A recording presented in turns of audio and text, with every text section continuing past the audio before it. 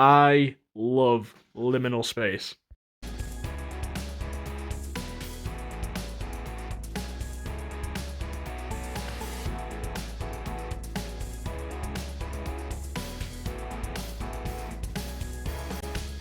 There's something so interesting about this small, enclosed space that feels familiar to you, yet there's a horrifying presence underneath it.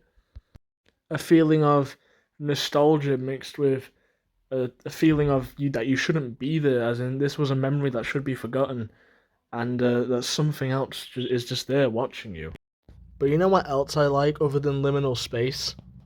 I also really like Transformers. It is one of my favorite Optimus Prime has been one of like the biggest role models I've had looking up.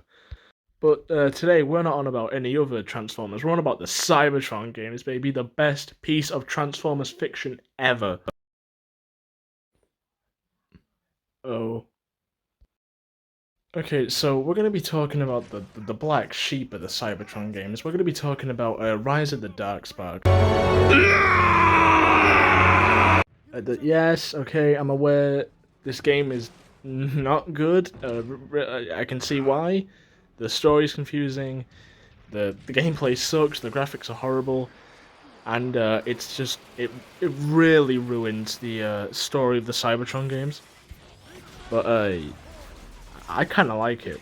Okay, I think this is it's an okay game, confusing, but look, I didn't play the Cybertron games growing up. Okay, I had to watch So Mungry, and I watched like the entire cutscenes on YouTube.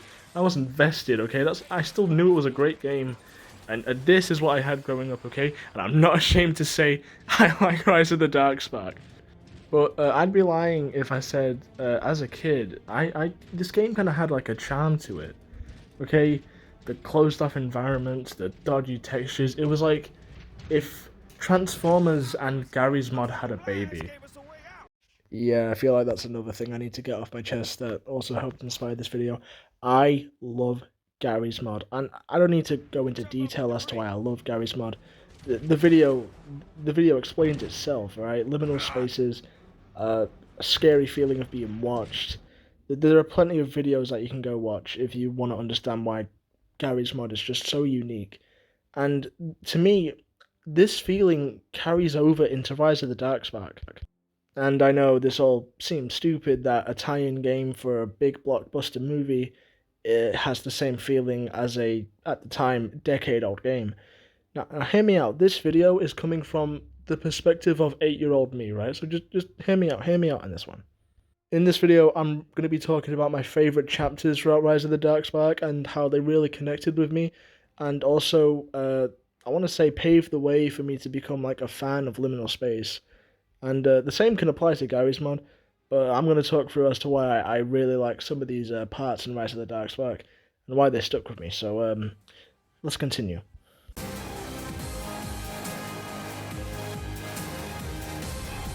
So, we start off the game playing as Drift, an ex-Decepticon. Oh my god, what the hell? Dude, that's a boat, man. I never noticed this when I was playing it as a kid. Dude, this is sick. What if I shoot it? We start off Chapter 1 as Drift, an ex-Decepticon now turned Autobot who wants nothing to do with war. All he wants is peace. And we play as him in the first chapter of the game in a ruined city, and we see all the devastation that lockdown has brought to it. But this one line really stuck with me. So much want and destruction. Prime, I don't see any humans. Are they? The humans never asked for our war, but they have prepared for it. The civilians were swiftly evacuated thanks to their emergency protocols. Those protocols exist because they don't trust us, Optimus. Perhaps our actions today will change their minds. Or confirm their fears.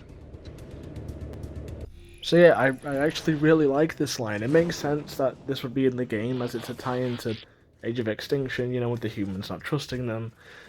But anyway, we continue on the story and we make it through the rest of the city. The city itself just looks so abandoned and deserted, and obviously that's because of the lack of humans.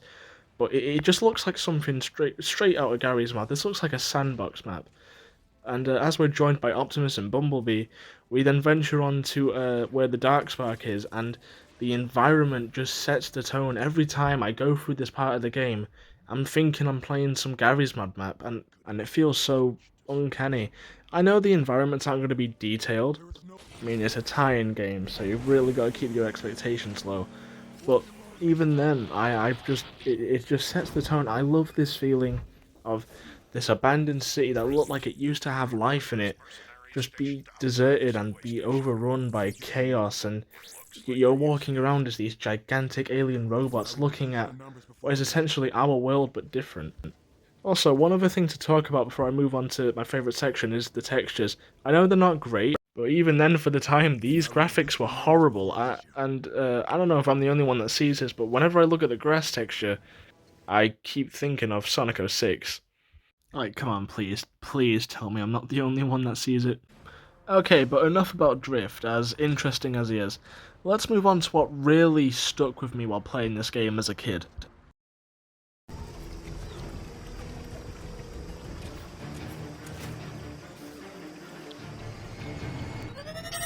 I see it, Bumblebee. Optimus. The honorless bounty hunter has arrived. Locked on, so the trajectory was accurate. Can you conjecture as to his purpose? He's headed towards the structure identified on the long-range scans. Bumblebee thinks it's a military facility. Investigate, but be cautious. We need to know what he is after. Not yet, Bumblebee, but they have my trust. They will come to our aid when needed. Good luck. Snipers! We can flank them through the cover on the left. Okay, so here we go, my personal favourite chapter of Rise of the Darkspark, Chapter 10.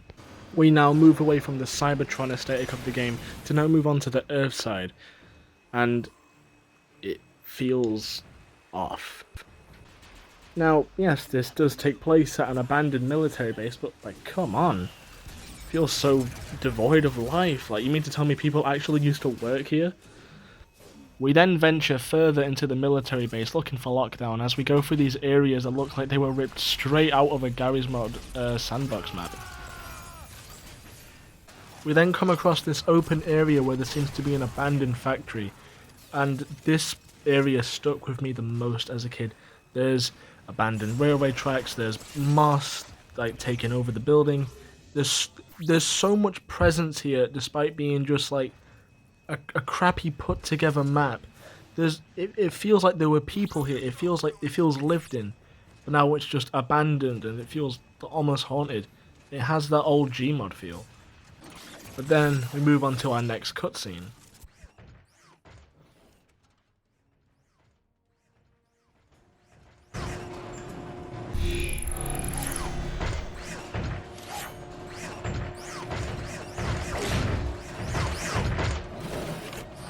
Ah, Drift. Welcome.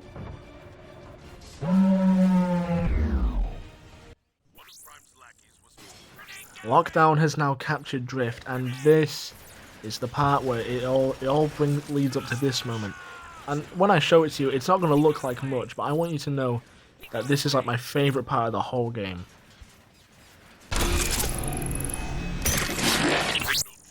Chapter 11, Investigation. This is my favourite chapter of the whole game, and I'm about to tell you why. As I just got done playing Rise of the Darkspark, but I'm rewatching So Mungry play it. Which, by the way, if you're a Transformer fan and you know who So Mungry is, shout out to you, man. But I was rewatching So Mungry's video of this chapter, and there was one key element that just stuck with me, and it made me want to replay this chapter over and over again.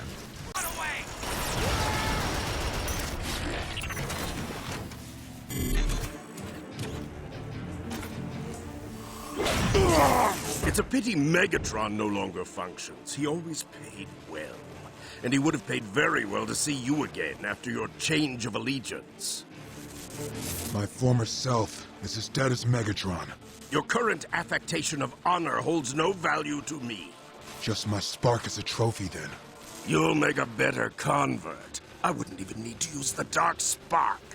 You switch sides so easily. Every day I atone for my past. Can you say the same? Your platitudes bore me. Proceed with the interrogation. With Lockdown finally out of sight, this was our time to save Drift. After saving him, we fend off a few of Lockdown's mercenaries, but something feels off. We're locked in this room, the lighting is just pure red, and as we're fighting off the rest of these mercenaries, something approaches.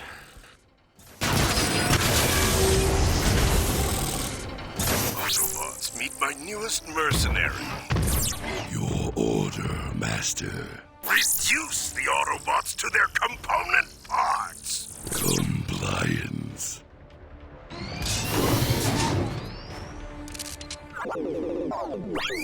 B, I have formed a plan. Run! And here we are. Look, I did say that this moment doesn't look like much, but it was a lot for me, okay, as a kid. Right, that one single command from Drift telling us to run sent chills down my spine, okay? I had goosebumps as a kid. And with that one order, we're running for the factory, killing mercenaries left and right. It is up to you and Bumblebee to finally get out of this place alive. But now the place is just swarming with mercenaries. You're wondering if you're even going to make it out. The abomination is close behind. Not to mention with Drift calling Lockdown's new mercenary an abomination. That, giving it a name, knowing that this thing is unstoppable, chasing you through this factory, it adds a sense of horror and actual, like, risk. Look, I'm a sucker for a good chase scene, and I gotta say, as a kid, this was one of my personal favourites. But it's like, you know, I was a kid, like, you know, replaying the game, the thrill wasn't there, but, you know, it's like, I can appreciate it, but, you know, I was a kid, okay? As you, the player, take Drift out of the abandoned factory, you and Bumblebee are forced to face off against the last remaining mercenaries. They're all just coming at you left and right. Wait, hold on. No, as you and Bumblebee are facing off against the rest of the mercenaries, you notice that a lot more of them are showing up, and Bumblebee is starting to lose health. Didn't really think I'd care for an NPC in the game, but, you know, like, what could happen now? What's the turning point here?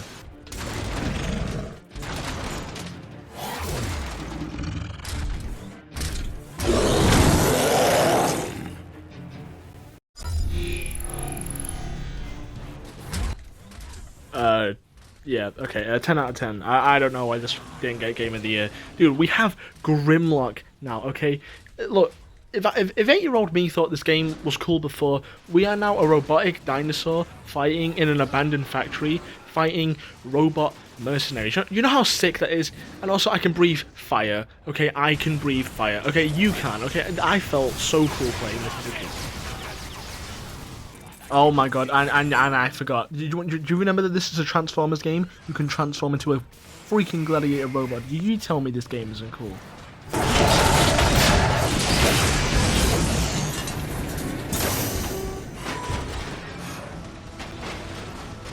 Destroy the beast. Bring him down.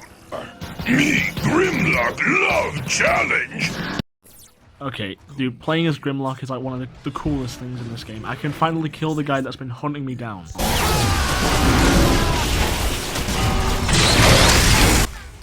See, look, coolest thing to happen in a video game, right? Oh, cutscene time.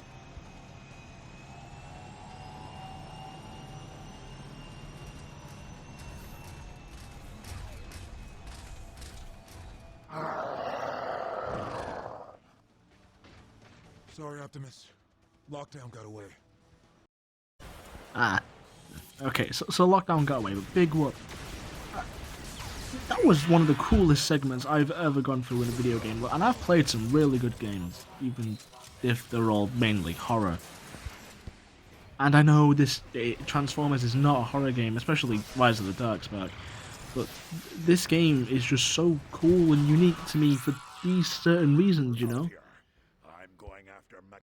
I would go into the later chapters where we play as Optimus Prime and get to fight Lockdown, but there is this little chapter before where we get to play as Grimlock in the city we started off the game in, and it's just destroyed. It's pitch black. It's like something straight out of Terminator, and I really like it. I think this is a really good map, even if it's just reused assets. Okay, but that's just a quick little video I wanted to go over about the liminal space used in Transformers Rise of the Darkspark. even if I didn't really elaborate on the liminal space part, but I tried my best, so any feedback would be nice. But that's all I've got. I hope you enjoyed the video.